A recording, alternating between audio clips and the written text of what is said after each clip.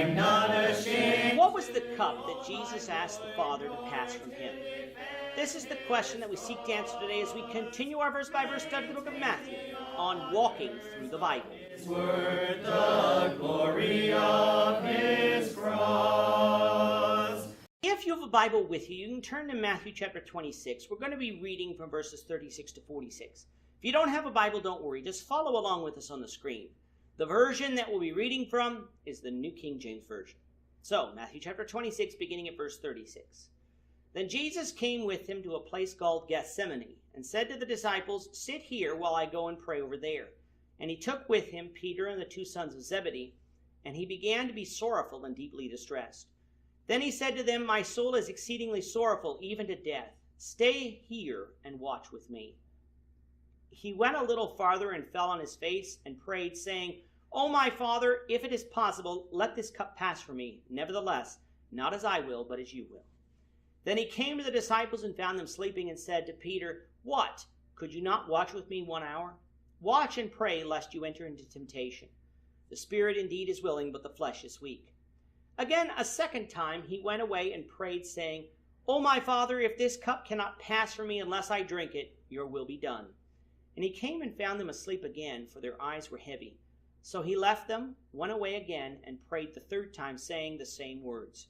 Then he came to his disciples and said to them, "Are you still sleeping and resting? Behold, the hour is at hand, and the Son of Man is being betrayed into the hands of sinners.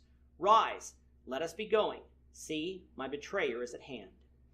Jesus began his final night with the disciples in an upper room in Jerusalem. This was the night before the Passover, what we would call Thursday, but what the Jews would call the 6th day of the week, because their day began at sunset. He had his final meal with the disciples, instituted the Lord's Supper, and then went out to go to the Mount of Olives. Along the way, Matthew tells us that he told the disciples that they would stumble over him that night, and that Peter would deny him 3 times before morning. The disciples and Peter vowed and declared that they would not stumble, but the rest of this chapter shows that they do exactly as Jesus said.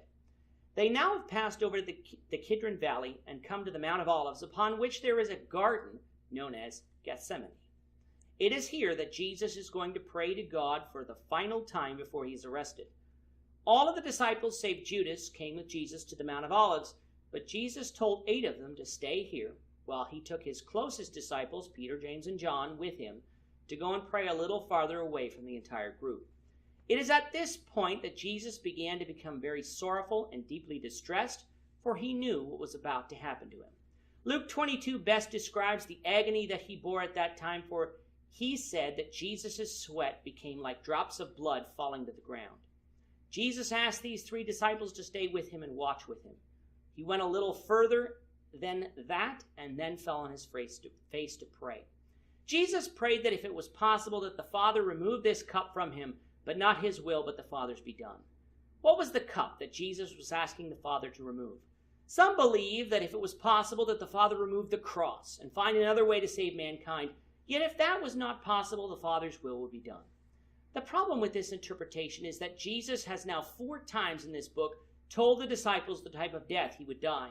In fact, the entire New Testament presents to us that Jesus was dying on the cross, and that was the entire reason that he came down to this earth. If there was another way to save mankind, why did Jesus wait until hours before his death to ask the Father to see if he could find another way? The better explanation for what Jesus is praying for here is found right here in the passage.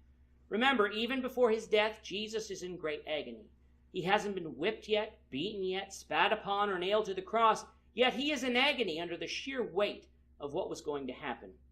He would bear the sins of all mankind on the cross, suffer the penalty that we deserved, which is death.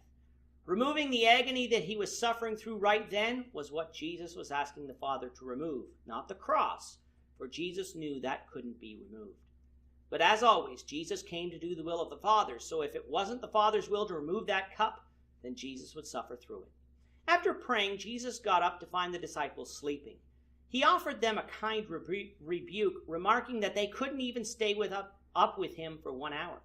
Luke 22:45 would tell us, though, that they weren't sleeping out of indifference, but out of sorrow, which is most likely the reason that Jesus' rebuke wasn't harsher. He told them to watch and pray so that they would not enter into temptation. This should be an example for us. Want to avoid temptation? Pray to God. Jesus recognized, though, that it was in the middle of the night, so even though their spirit might be willing, their flesh was weak. Jesus went again and prayed the same prayer and returned to find the disciples asleep again. Then a third time he went to pray the same words, and a third time he returned and found them sleeping. After this third prayer, he came back and told them to get up, for his hour had come and he was about to be betrayed into the hands of sinners. We'll continue with this chapter, the Lord willing, in the next episode. With that, our time is up for today. Lord willing, we hope you'll join us for tomorrow's discussion in Matthew 26, verses 47 to 56, as we continue our walk through the Bible, one verse at a time. I'm not ashamed. Thank you for watching today's episode. We hope that you found it edifying and ask that you not only subscribe to our channel and podcast, but that you like and share this episode among your friends, so that the saving gospel of Jesus Christ can go out to the whole world. Of his cross.